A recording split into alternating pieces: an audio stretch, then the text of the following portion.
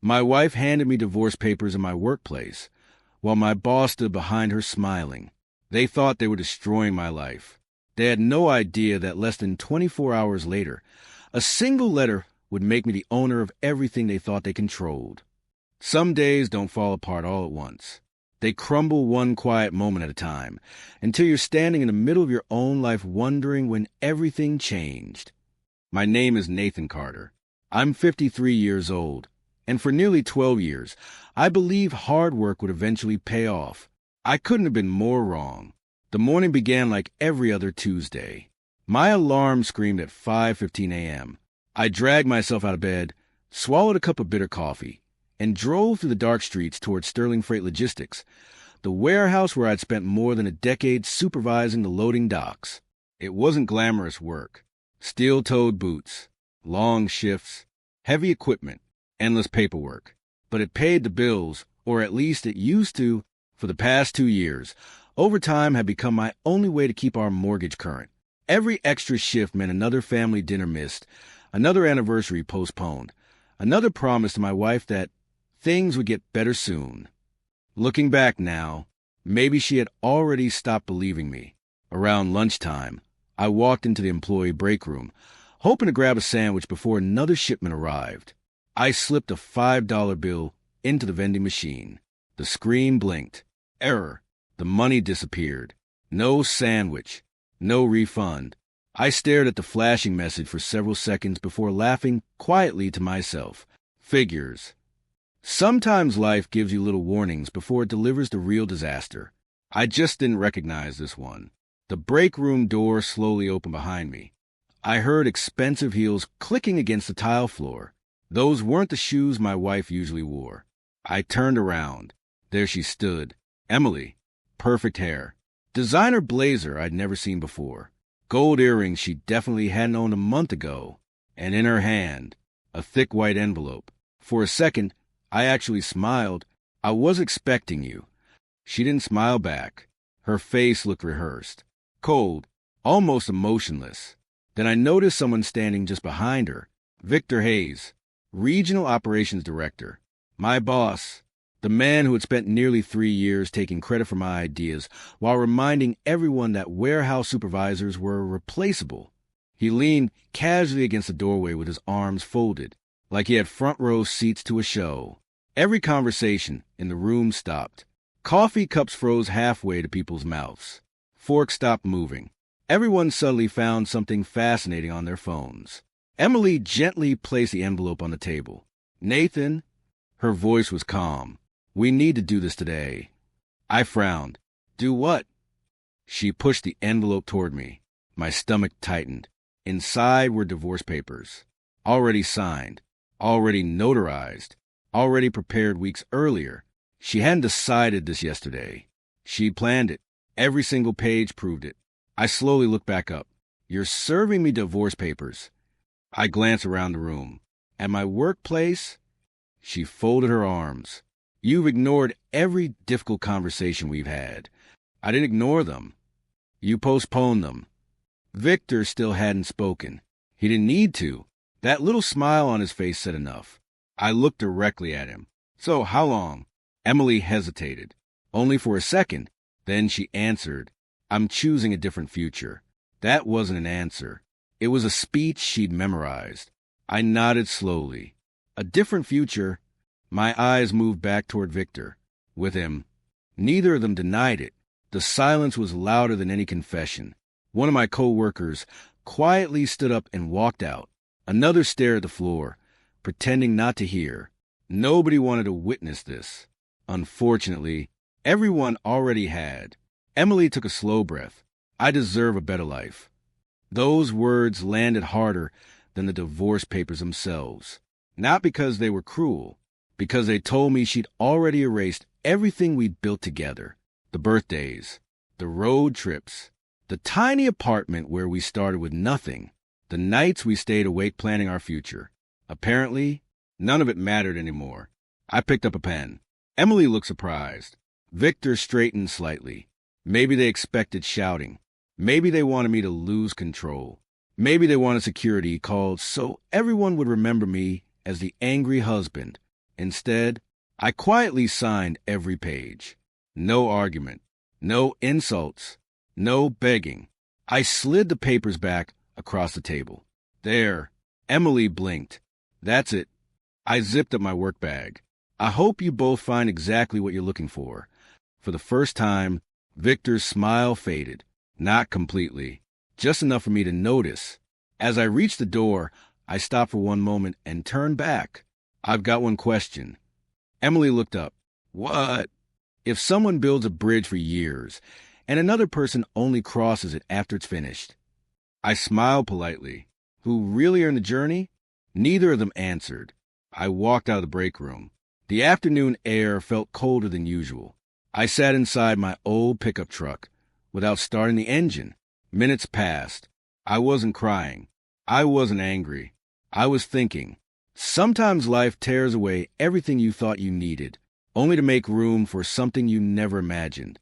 By the way, before this story continues, I'm curious. Which country are you watching from? Let me know in the comments. I always enjoy seeing where everyone is listening from. I had no idea that before the sun set the next day, a single phone call would completely rewrite my future. The drive home felt longer than usual. Every traffic light seemed determined to keep me sitting alone with my thoughts. For 12 years, I had left that warehouse believing I was working towards something better. Now, in less than 10 minutes, my marriage had ended in a break room while my own boss stood there watching like he'd won a prize. Strangely, I didn't feel angry anymore, just empty. The house looked exactly the same from the outside. The white fence, the flower beds Emily used to care for every Saturday morning, the porch swing we bought during our 5th anniversary. Nothing had changed, except everything had. The front door unlocked with the same familiar click. Inside, silence. Not peaceful silence. The kind that reminds you someone has already left. Her favorite paintings were gone. The hallway table was empty. Half the photographs had disappeared from the walls, leaving lighter-colored squares where they once hung. She hadn't packed in a hurry. She had planned every detail. Her closet was almost empty, except for a few old jackets she probably didn't want anymore. The bathroom shelf held only a forgotten bottle of hand cream and a black hair tie. Tiny things. Things that suddenly carried enormous weight. I walked into the kitchen and filled a coffee mug without even asking myself whether it was too late in the day for caffeine. What difference did it make now? The stack of unopened mail on the counter caught my attention. Normally, I ignored it until the weekend. Today, I had nothing else to do. Electric bill, insurance notice, credit card statement. Another reminder that life never stops sending invoices, even when it's falling apart. Then I noticed something different. A heavy cream-colored envelope. My full legal name was printed neatly across the front. Nathan James Carter. Almost nobody used my middle name. The return address belonged to a law office downtown. I frowned. I don't remember hiring a lawyer. For a moment, I considered tossing it onto the pile. After the day I'd had, I wasn't interested in more bad news. Still, curiosity won. I carefully opened the envelope. Inside was a single letter. Dear Mr. Nathan Carter, we respectfully request your presence at our office regarding the state of Mr. Benjamin Carter. Your attendance is important. Please contact us at your earliest convenience. Sincerely, Anderson and Cole Attorneys at Law. I read it twice. Benjamin Carter, my uncle, a man I'd met only once in my entire life. 20 years earlier, at my father's funeral, he had shaken my hand, offered his condolences, handed me a sealed envelope containing $5,000, and quietly disappeared. I never saw him again. No birthday cards. No phone calls. Nothing. Now, apparently, he was dead, and somehow his lawyers wanted to see me. I leaned back in my chair. What could this possibly be about? That night's sleep refused to come. The empty side of the bed reminded me of Emily every time I closed my eyes. At 7:45 the next morning, I picked up the phone. Good morning, Anderson and Cole. My name is Nathan Carter. There was a brief pause. Then the receptionist's voice became noticeably warmer. Mr. Carter, we've been hoping you'd call. I received your letter. Mr. Anderson is expecting you. When? If possible, she paused politely. Today. Something in her tone made me sit up straighter. I can be there by 10. We'll be ready. Before leaving, I looked around the quiet house one more time. Yesterday, I believed I had lost everything. Today, I wasn't sure what I was about to find. The law office occupied the top floor of a modern glass building overlooking the city. Everything inside looked expensive. Soft carpets, dark wood furniture, paintings that probably cost more than my pickup truck. The receptionist greeted me with a warm smile. Mr. Carter? Yes. Mr. Anderson is waiting. She led me into a large conference room. An older gentleman stood as soon as I entered. Gray suit, silver hair, calm eyes. He extended his hand. Nathan, I'm Richard Anderson. Thank you for coming. His handshake was firm, respectful, not rushed. He motioned toward the chair across from him. I know the last 24 hours may have been difficult. That sentence stopped me. How do you know that? He smiled slightly. Your uncle believed in staying informed. I frowned. What exactly does that mean? Instead of answering immediately, he slid a thick leather folder across the polished table. I think it's time you learned who Benjamin Carter really was. Before we continue, I'm curious. If you suddenly received a mysterious letter from a lawyer after the worst day of your life, would you open it immediately or wait? Let me know what you do in the comments.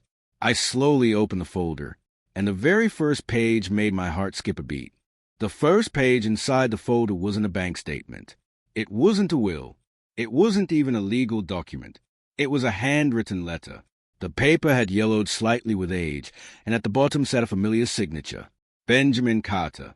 I took a slow breath before reading. Nathan, if you're holding this letter, it means I'm gone. I know we barely shared any time together, and for that, I'm truly sorry. But distance doesn't always mean someone stopped caring. For years, I've quietly watched the kind of man you become. Honest, patient, responsible. Those qualities are rare, and they're exactly why you're reading this today. I looked up at Richard Anderson. You mean he actually knew what was happening in my life? The attorney nodded.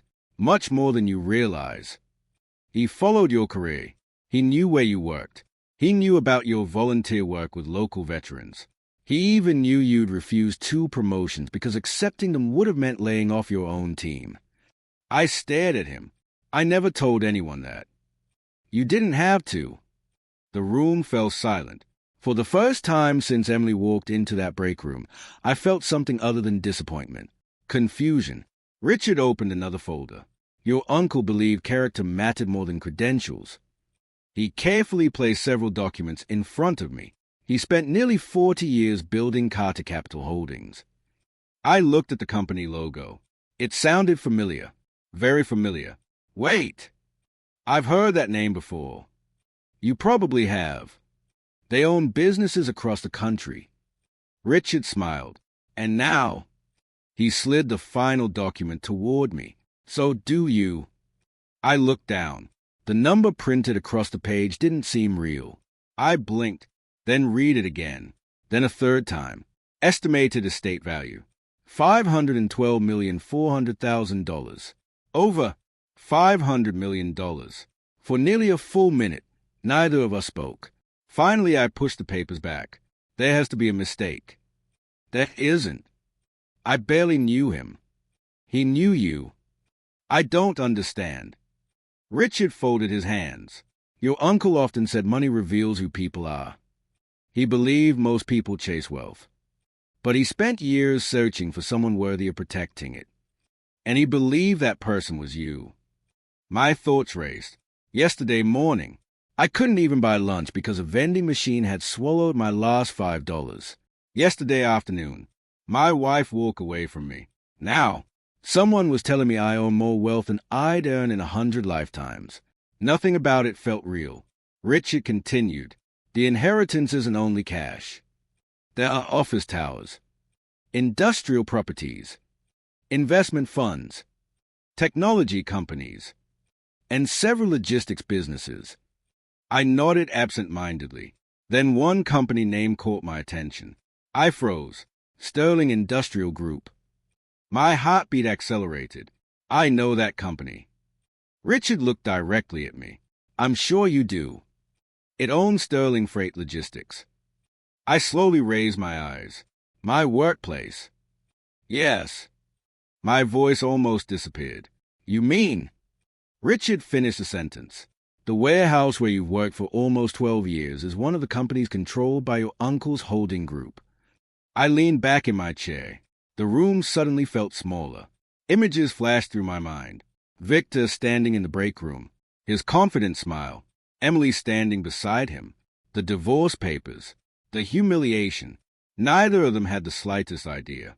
They believed they had left behind an exhausted warehouse supervisor. They had no clue that, within hours, the ownership of the entire company had legally passed into my hands. Richard quietly closed the folder. I imagine you're wondering what comes next. I nodded. What would you do if you were me? He smiled. I've handled estates for 32 years. The people who rush usually regret it. Your uncle left one final instruction. He handed me another sealed envelope. Across the front were only 6 handwritten words. Don't react. Observe first. I smiled for the first time in days. That sounded like something my father would have said. Richard nodded. Your uncle and your father were very much alike. I slipped the envelope into my jacket pocket. So, I shouldn't walk back into the warehouse tomorrow and announce that I own the company. Richard chuckled. I strongly advise against it. What I recommend is patience. Spend time understanding the business. Learn who's honest. Learn who's abusing their position. And when you finally make your move. He paused. Make sure it's based on truth, not emotion. Those words stayed with me. For the first time since my marriage collapsed, I wasn't thinking about revenge. I was thinking about responsibility. As I stood to leave, Richard extended his hand again.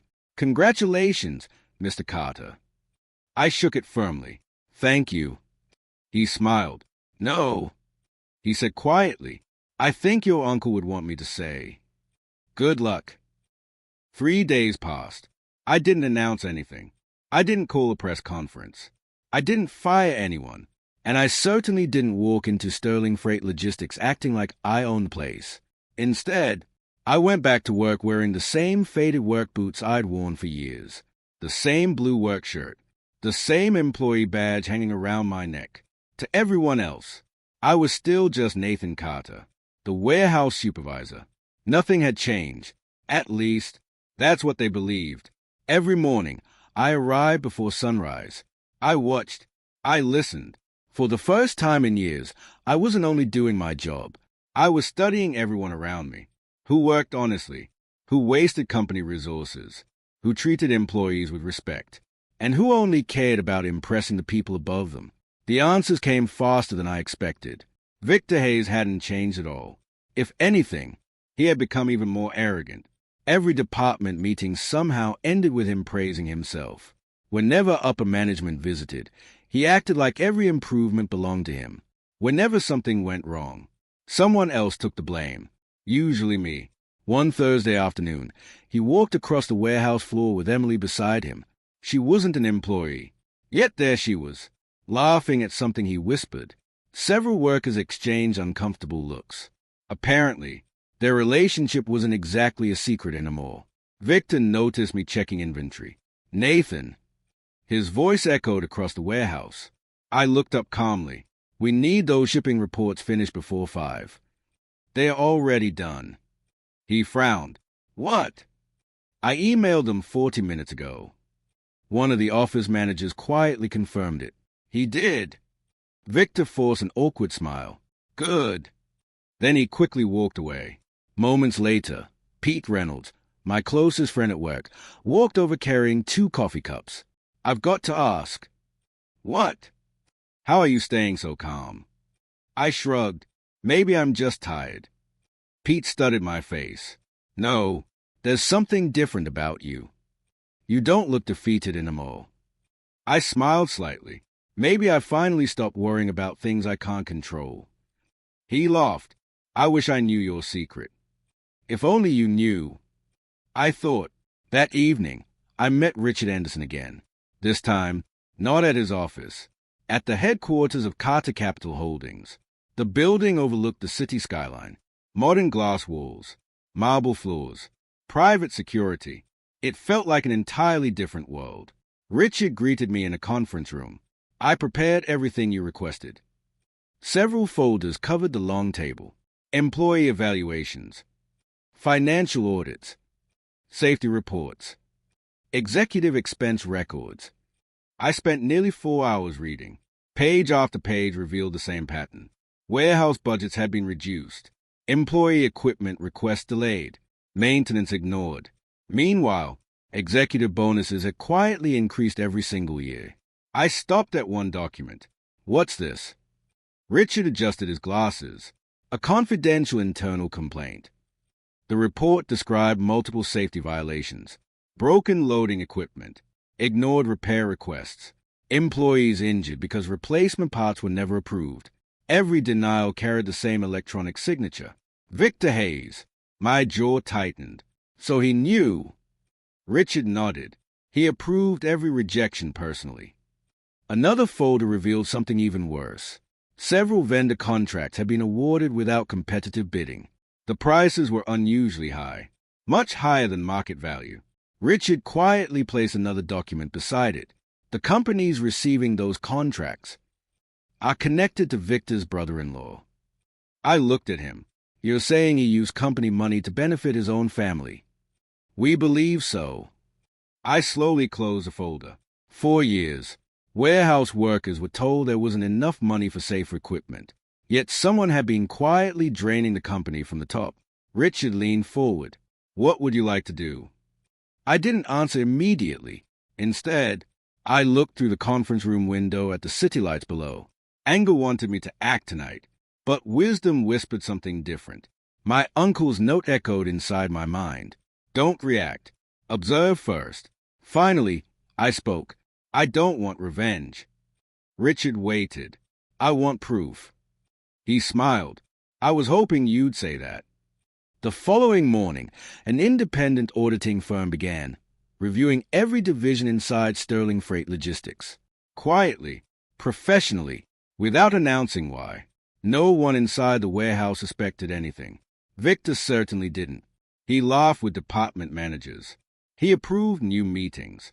He talked confidently about next quarter's goals, completely unaware that every decision he made from this day forward was being carefully documented. Meanwhile, Emily tried calling me twice. I didn't answer. Later that evening, a short text message appeared on my phone. Emily, can we please talk? Things aren't as simple as you think. I stared at the message for several seconds, then locked my phone without replying. Some conversations become meaningless once trust disappears. By the way, I'm curious. If someone betrayed your trust and later asked for another chance, would you hear them out or walk away? Tell me what you'd honestly do in the comments. As I placed the phone on the kitchen table, another notification appeared. This one wasn't from Emily. It was from Richard. Nathan, the first audit results are in. And what they uncovered was far worse than either of us expected. Richard's message arrived just after 8 o'clock. Nathan, the preliminary audit is complete. You need to see this. I was at home finishing a simple dinner when my phone buzzed. Within 30 minutes, I was sitting across from Richard in a private conference room at Carter Capital Holdings. Several thick binders were spread across the polished table. Richard looked more serious than I'd ever seen him. This isn't just poor management anymore, he said quietly. It's much bigger. He opened the first binder. For the last 4 years, Sterling Freight Logistics has been losing millions of dollars through inflated supplier contracts. He slid several invoices toward me. At first glance, they looked normal. Then I noticed something strange. The company names kept changing, but every payment was being deposited into businesses connected to the same small group of people. Richard tapped one page. 3 of these companies are owned by relatives of Victor Hayes. I slowly shook my head. So the company was paying extra, and the money ended up back with his family. Exactly. Another file landed in front of me. These are internal maintenance requests. I flipped through them. Forklift repairs, loading dock replacements, broken safety barriers, damaged electrical systems. Every request had one thing in common: denied, budget unavailable, budget unavailable, budget unavailable, budget unavailable. Yet another document showed executive entertainment expenses, luxury hotels, private golf memberships, expensive client dinners, thousands of dollars approved without hesitation. I looked up, so they said there wasn't enough money to keep workers safe. Richard nodded, while approving vacations and bonuses for themselves. The room became very quiet. I thought about every employee who had trusted management, every overtime shift, every unnecessary risk, every worker who believed the company simply couldn't afford improvements. The truth was far worse. Someone had chosen profits over people. Richard opened another folder. This one concerns workplace complaints. Several employees had reported intimidation. Others described being threatened after raising safety concerns. One report caught my attention. The complaint belonged to Pete Reynolds, my closest friend. 3 years earlier, Pete had requested new safety harnesses after an accident involving damaged equipment. Management rejected the request. 2 weeks later, another employee suffered serious injuries using the same worn-out gear.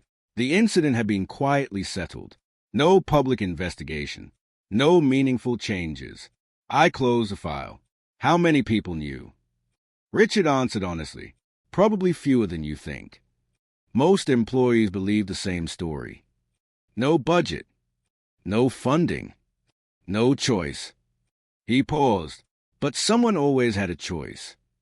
I nodded slowly. And now they don't. Richard smiled slightly. The board meeting has been scheduled. When? Monday morning. Every senior executive has confirmed attendance. I leaned back in my chair. So, this is where everything changes. It can, he replied, but remember what you promised. No emotional decisions. Only facts. I agreed. I won't embarrass anyone. I'll simply let the truth speak. The weekend passed quietly. I returned to the warehouse one final time before Monday. Nobody treated me differently. Victor still walked through the building like he owned it. Emily visited again that afternoon. She waited outside near the employee parking lot. As I unlocked my truck, she stepped forward. Nathan. I stopped. We need to talk. I looked at her calmly. What about? She hesitated. I've made mistakes. I didn't interrupt. I wasn't happy. I thought I knew what I wanted. Her voice sounded uncertain for the first time. I never expected things to become so complicated. I studied her face. Weeks ago, I would have done anything to save our marriage. Now, I felt strangely peaceful. I hope you find what you're looking for, Emily. She frowned. That's all you're going to say. What else is there? Her eyes searched mine. You're different. People change. She lowered her voice. Victor isn't the man I thought he was. I gave a small nod. I figured you'd discover that eventually. She looked surprised. You already knew. I know enough. A long silence followed.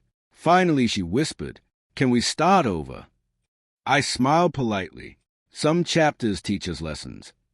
They aren't meant to be rewritten. Without another word, I climbed into my truck. As I drove away, I saw her standing alone in the parking lot through the rearview mirror. For the first time, I didn't feel hurt. I simply wished her peace. That evening I stood in my bedroom looking at the charcoal gray suit hanging beside the closet. I bought it years ago for a family wedding.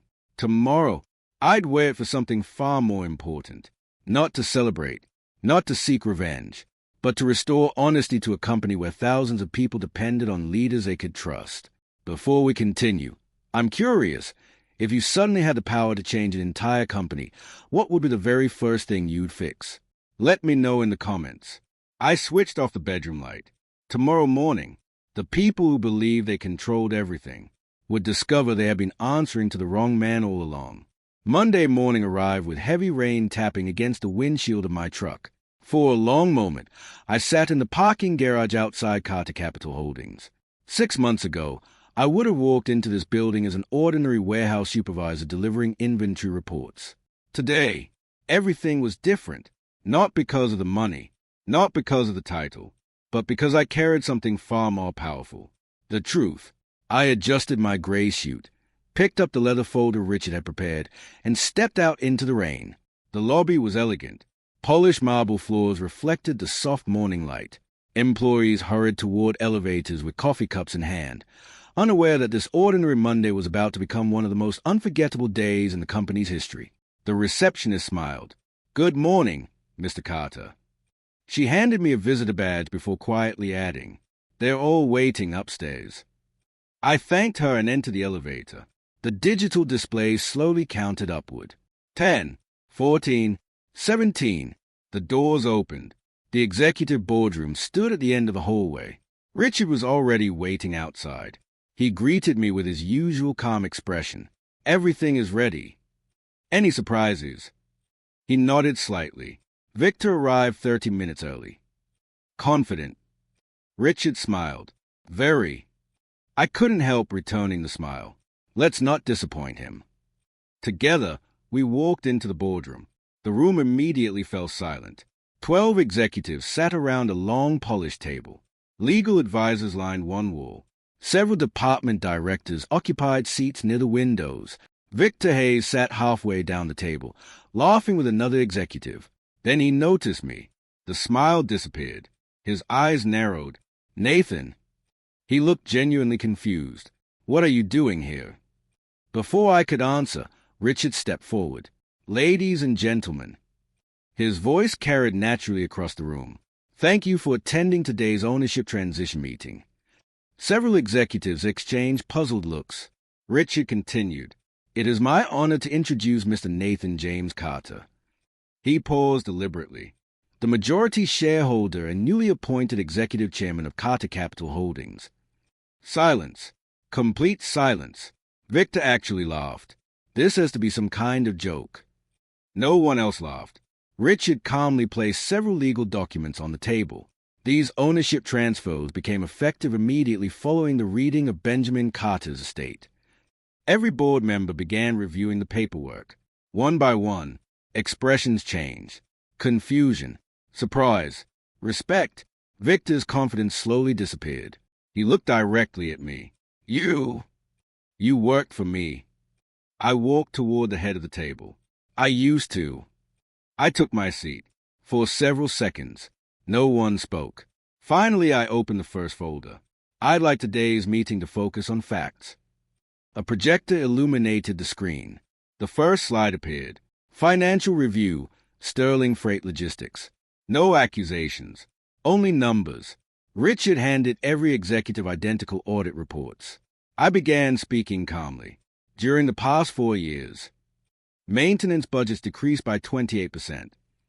The next slide appeared. Executive compensation increased by 34%. Another slide. Critical safety requests were denied on 23 separate occasions. The room grew noticeably quieter. No one interrupted. Next came vendor contracts. Each document clearly showed inflated payments made to companies connected with Victor's relatives. Several board members exchanged uncomfortable glances. One director leaned forward. "Are these verified?" Richard answered immediately. "Every document has been independently audited." I continued. "These inflated contracts cost the company millions." The projector displayed another page. Employee complaints, safety reports, settlement agreements, ignored investigations, one after another. No dramatic speeches, no shouting, just evidence. Victor finally stood. "You're twisting everything." I looked directly at him. "Am I?" He pointed toward the screen. "You don't understand how business works." Richard quietly placed another folder in front of every board member. This contained signed witness statements. Victor's face lost its color. He realized there was nowhere left to hide. The chairman of the audit committee slowly removed his glasses. "I've reviewed enough." Another executive nodded. "So have I." One after another, every member around the table reached the same conclusion. Finally, I closed the folder. Victor Hayes. I spoke calmly. "Effective immediately. Your employment with Sterling Freight Logistics is terminated."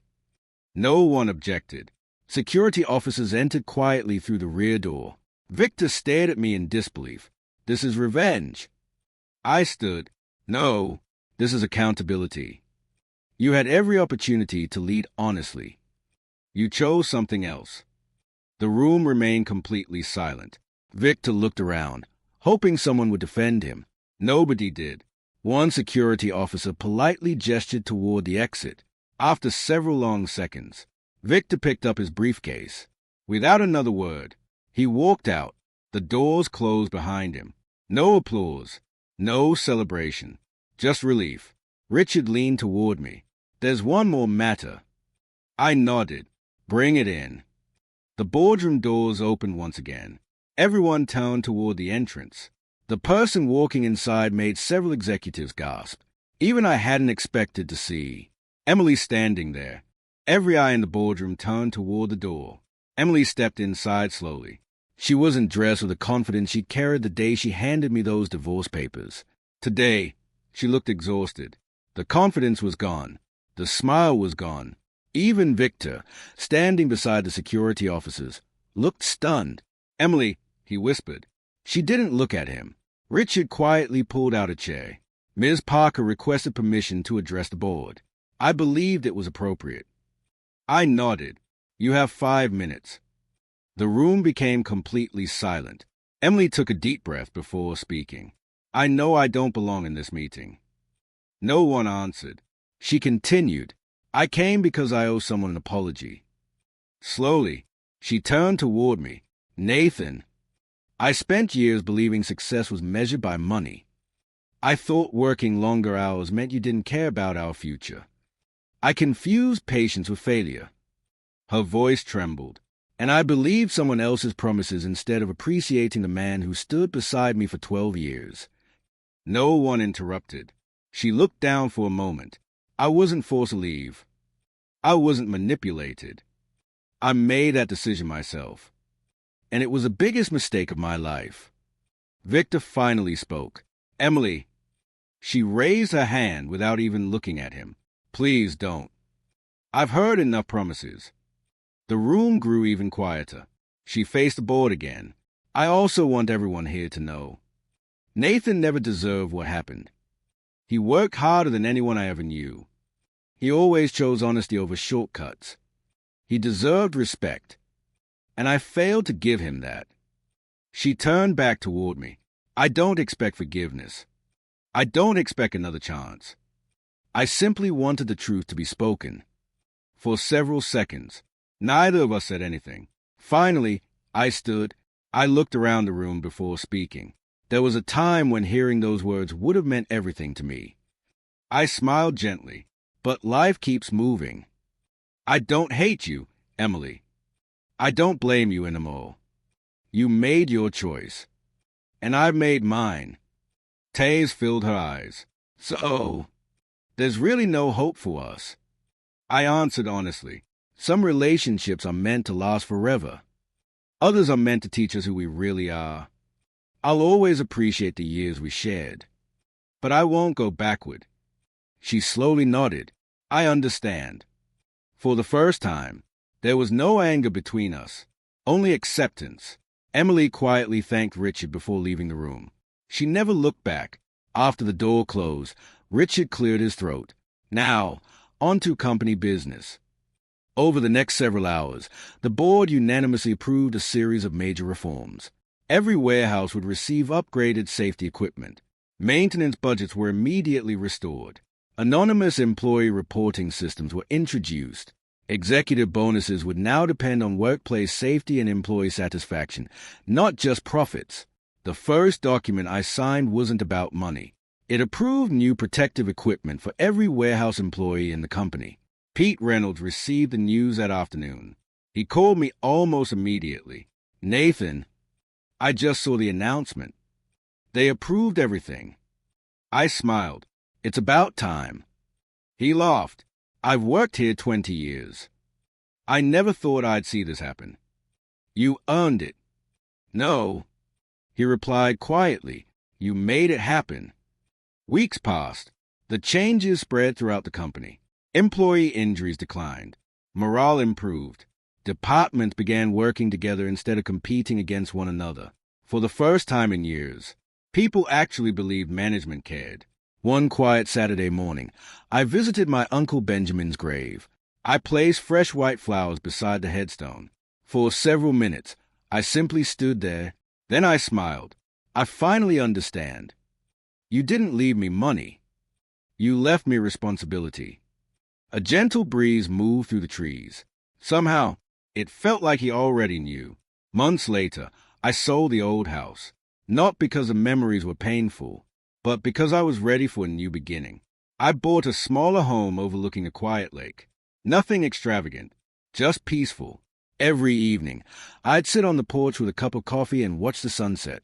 No emergency phone calls. No endless overtime. No pretending everything was okay. Just peace. Looking back, people often assume my story is about becoming wealthy. They're wrong. The inheritance changed my bank account. But it wasn't what changed my life. What truly changed my life was learning that self-respect is worth far more than revenge. Money can buy comfort. Power can command attention. But integrity earns something much harder to find. Real respect. And that's the one thing no one can ever take away. If there's one lesson I've learned through all of this, it's simple. Never measure your worth by the way others treat you. The right moment can change your entire life, but only if you have a character to meet it when it arrives. Thank you for spending your time with this story. Before you go, I'd love to know which moment surprised you the most. Share your thoughts in the comments. I always enjoy reading them.